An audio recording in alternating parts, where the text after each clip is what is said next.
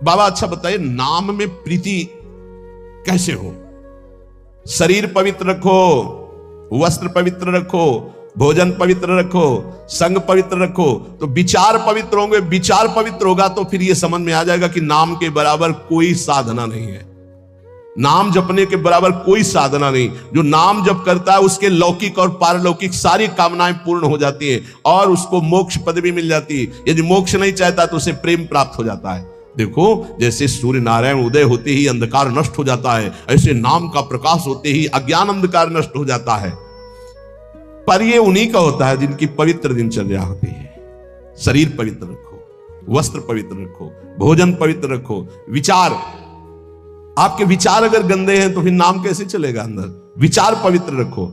देखो, हम तो कहते हैं जब प्रातः काल उठो तो खूब नाम जप करो, जब सूर्य उदय हो रहे हो तो खड़े होकर उनका आदर करो, अर्घ दो, दंडवत प्रणाम करो। अरे सूर्य भगवान है, सूर्य नारायण है। ये लोग जो सूर्य उदय हो रहे हैं और सो रहे हैं, उनकी श्री कीर्ति आयु सब धीरे धीरे नष्ट हो रही, वो जान नहीं पा रहे। महाराज जी, कोई कहता है कि ज्ञान श्रेष्ठ है, कोई कहता है भक्ति।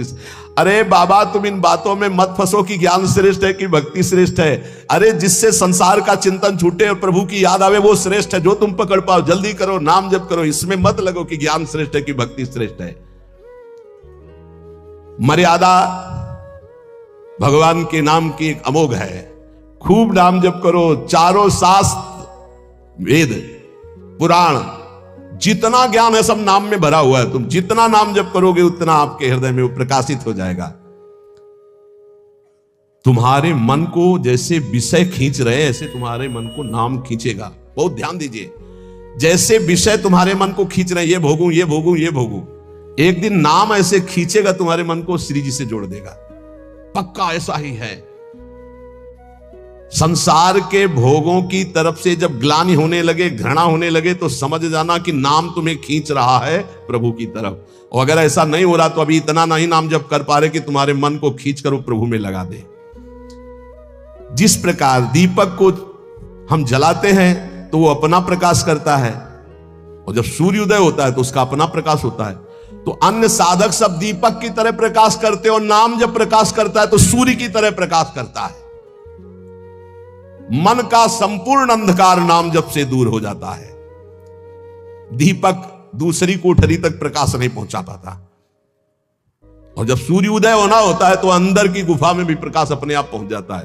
तो स्थूल शरीर, सूक्ष्म शरीर, कारण शरीर, तीनों में ज्ञान का प्रकाश कर देने की सामर्थ्य अन्य साधनों में नहीं, नाम में है। यह प्रकाश इसलिए नहीं हो पाता कि तुम बुरे विचार, बुरा संग, बुरा भोजन, बुरे कर्म नहीं छोड़ पा रहे हो। बुरे कर्म अगर करोगे तो तुम्हारे विचार गंदे रहेंगे, तो फिर प्रकाश कहां से होगा? इसलिए बुराइयों को रोको, बुरे विचारों को रोको, बुरे आहार को रोको, बुरे संग को रोको। देखो, कलिकाल की बड़ी महिमा है। इसमें नाम जप से बहुत जल्दी भगवत साक्षात्कार होता है। कलिकाल की एक महिमा है। कलि का एक विशेष प्रभाव है। कलयुग केवल नाम आधारा। अगर आप नाम जप कर रहे हैं तो इसमें बहुत जल्दी भगवत साक्षात्कार होता है। नाम जापक के हृदय में नित्य दिन अमृत बरसत सारे, मधुर मधुर ध्वनि बादर गरजत, कोटिन चंद्र सहस्र उजियारे। नित्य दिन अमृत बरसत सारे, ज्ञान का अमृत, प्रेम का अमृत, जो चाहिए वो नाम से सब बरसता है। बोले मधुर मधुर ध्वनि जैसे अंदर हो, राधा राधा राधा, यही बादल की गर्जना है। करोड़ों चंद्रमा एक साथ उदय हो जाए, ऐसी शीतलता, ऐसा अमृत वर्षण, ऐसा आनंद, ऐसी चांदनी हृदय में नाम प्रकाशित करता है। सूरत कटोरी भरी भरी पीवे, पियत पियत छके अगर जियारे, मग्नानंद स्वरूप अखंडित पिया हेरत भय आप पियारे। स्वामी श्री मग्नानंद सरस्वती जी सेनपुर कह रहे कि सूरत माने स्मृति। स्मृति की कटोरी में भर भर करके नाम जो पी रहे हैं, वो पीते पीते इतने छक गए, इतने मगन हो गए कि बोले पिया हेरत भय आप पियारे। अपने प्रीतम का साक्षात्कार हुआ कि वो खुद प्यारे हो गए। पिया हेरत भय आप पियारे, तस्मित जने भेदा भावात, ब्रह्मविद ब्रह्मवि भवत। लाली मेरे लाल की जित देखो तित लाल, और लाली देखकर मैं गई तो मैं भी हो गई लाल। तो बोले मगनानंद स्वरूप अखंडित पिया हेरत भय आप पियारे। नाम में ऐसी सामर्थ्य है, इसलिए साधक बता रहे महाराज जी, साधक के लिए, नाम जापक के लिए विषयी पुरुष का संग सबसे बड़ा पतन का हेतु है।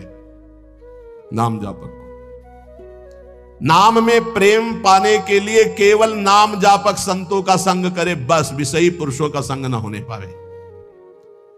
साधक को शरीर स्वस्थ रखने के लिए भोजन पाना जबान के स्वाद के लिए नहीं, खान पान का संयम रखो। भजन अपना कभी प्रकाशित ना होने पावे कि मैं इतना जप करता हूं, गुप्त रखो भजन को।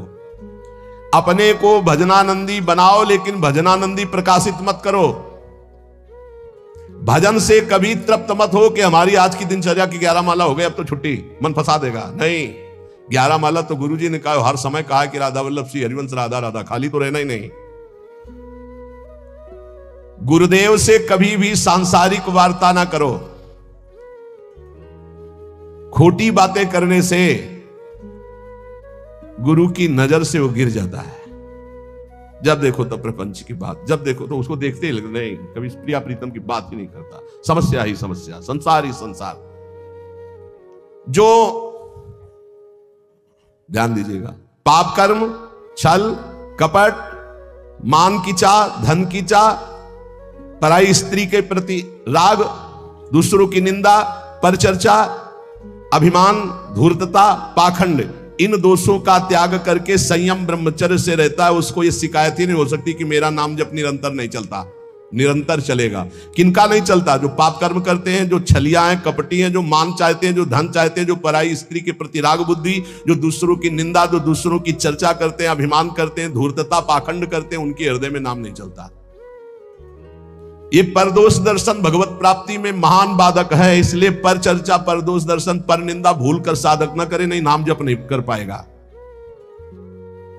एकांत में रहने का अभ्यास, नींद को जितना कम से कम से काम चल जाए उतना स्वीकार करना, उच्च स्वर से नाम कीर्तन करना, सदग्रंथों का पाठ करना, आसक्ति को छोड़ करके भगवत चरणारविंद की आसक्ति में दृढ़ होने के लिए दुखों को, विपत्ति को, अपमान को, निंदा को शांति पूर्वक सह जाना, इससे भगवत आसक्ति होगी। दुखों को, विपत्ति को, अपमान को, निंदा को शांति पूर्वक सह जाओगे तो भगवान में आसक्ति हो जाएगी। जब तुमसे कोई क्रोध करे तो क्षमा कर दो, जब बैर करे तो तुम उसे नमस्कार करो, जब बुराई करे तो तुम उसकी भलाई करो, तो नाम भगवान तुम्हारे हृदय में अपने आप चलने लगेंगे। पकड़ो। जब नाम चलने लगता है तो उपासक का स्वभाव कैसा हो जाता है? वो अपने को सबसे छोटा समझने लगता है, उसमें कभी अभिमान की वृत्ति नहीं आती, वो किसी के दोष कभी न देखता है, न वर्णन करता है, न सुनता है, ना किसी से घृणा करता है। उसका स्वभाव बहुत कम बोलने का हो जाता है। वो सदैव बोलेगा तो मीठे वचन बोलता है। वो सबकी सेवा करने का स्वभाव रखता है, किसी से सेवा नहीं करवाता। वो विवाह, उत्सव, जन समूह, इनसे बचने की कोशिश करता है। जहां विवाह का उत्सव है, चाहे गृहस्थी हो, नाम जापक हो, गले में माला है, कंठी है, वहां पा रहे हो जहां अपवित्रता का ही साम्राज्य है। आप क्या समझते हो? चिकने चुपड़े सब रखे हैं दूर से, लेकिन घोर अपवित्रता। बहुत संभल के जबान को। कोई भारी उत्सव है सांसारिक जन समूह वाला नहीं, पूर्ण भगवत पवित्र जीवन। जो नाम को इन दो से बढ़कर समझता है, उसका नाम कभी नहीं छूटता। काम भोग से और धन से, दो से बढ़ करके जो नाम को आदर देता है उसका नाम कभी नहीं छूटता। नाम कहां छूटता है? काम वासना और धन वासना में जिसकी वृत्ति है वो नाम निरंतर नहीं चला सकता। नाम जपने के बीच में खाई है निरंतर, उधर नाम जप होने लगेगा। दो खाइयां पार कर लो, काम भोग की और धन के चाह की, तो उधर नाम जप निरंतर होने लगेगा। नाम अविनाशी है, जीव अविनाशी है, पर बीच में धाराएं हैं विनाशी। कंचन कामिनी कीर्ति, इनको पार कर लो, निरंतर नाम जप करो। इनके पार करने के लिए तीन बातें चाहिए। कंचन कामिनी कीर्ति को पार करने के लिए सदगुरु की सेवा, मैं शरीर नहीं हूं ऐसा चिंतन, और हर कर्म शास्त्र सम्मत, तो कंचन कामिनी कीर्ति तीनों से पार हो जाओगे। सदगुरु की सेवा, मैं शरीर नहीं हूं ऐसा आत्मचिंतन, और जितने कर्म है वो सब शास्त्र के अनुकूल, तो माया से पार हो गए। 3 खाइयां। जब नाम जब शुरू होगा तो ये विघ्न आएंगे, इनसे बच जाना। लोक में मान प्रतिष्ठा यश और उसका भोग भोगना। लोक में मान प्रतिष्ठा यश है, उसका भोग नहीं भोग रहे हो, कुछ नहीं बिगाड़ पाएंगे। अगर भोग भोग रहे, भोग भोग लेगा, छाती ठंडी होना। नाम हो रहा है, प्रणाम हो रहा है, नमस्कार, हृदय शीतल हो रहा है, तो आप चैन से अभी शीतल कर ले, आगे चल के बहुत आग गिरेगी। मान प्रतिष्ठा का भोग करने वाला निरंतर नाम जप नहीं कर सकता, उसे भ्रष्ट होना पड़ेगा। धन लाभ के लिए विचारवान रहना। नाम जप करते हुए भोगों में सुख बुद्धि होना, ये भोग मिल जाए, ये भोग मिल जाए। नाम जप करते हुए जो मैं इच्छा करूं वही मिल जाए, वो मिल जाता है। ये कभी निरंतर नाम जप होने नहीं देंगे, सफल नहीं होने देंगे। फिर एक लोक में मान प्रतिष्ठा होना, उसका भोग। धन लाभ के लिए विचारवान रहना, चिंतन करना कैसे धन मिले, जो मैं चाहूं वो मिल जाए, वो मिल गया। ये तुम्हारे भजन को क्षीण कर देंगे, भजन नहीं होने देंगे। इसलिए उपासक सावधान होकर जो सुने उसे मन में गुने, आचरण में उतारे। केवल तुम हो, तुम परमार्थ में, और सब तुम्हारे विरोधी हैं, मान लो।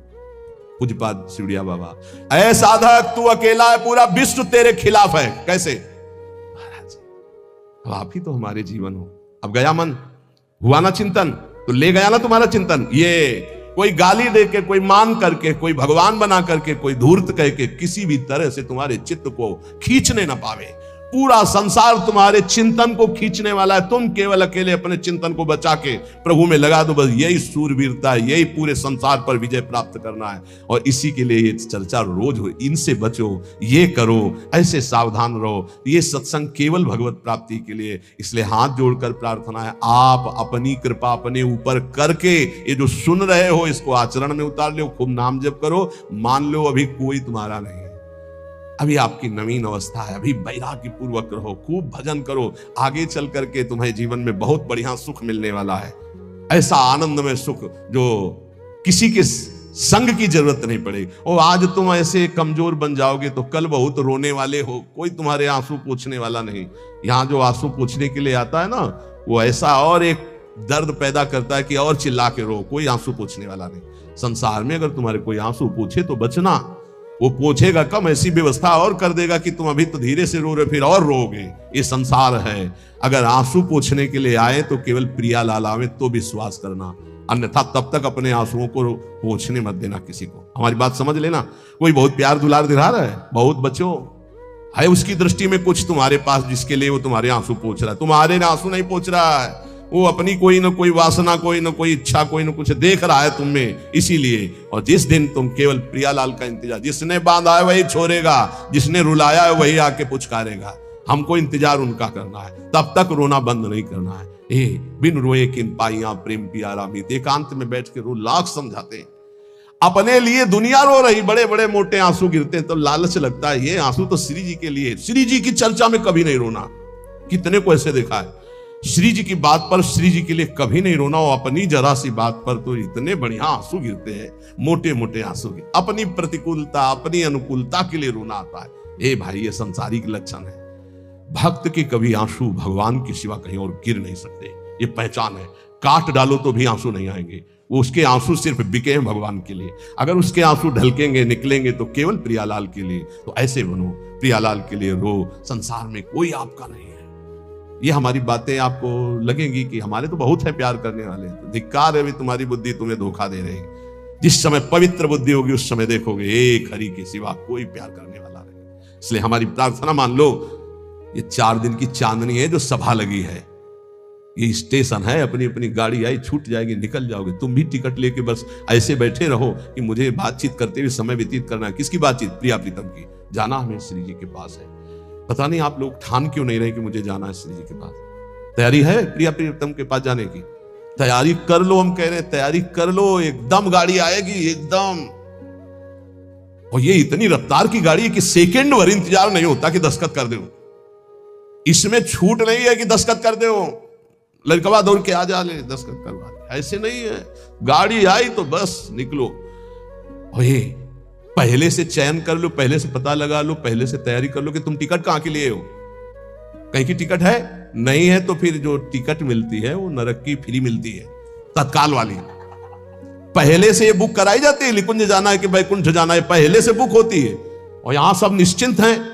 तो जो टिकट उस गाड़ी में मिलती है एकदम, तो एकदम वाली वो मिलती है, हम आपको बता रहे, नरक वाली मिलती है फ्री, तत्काल।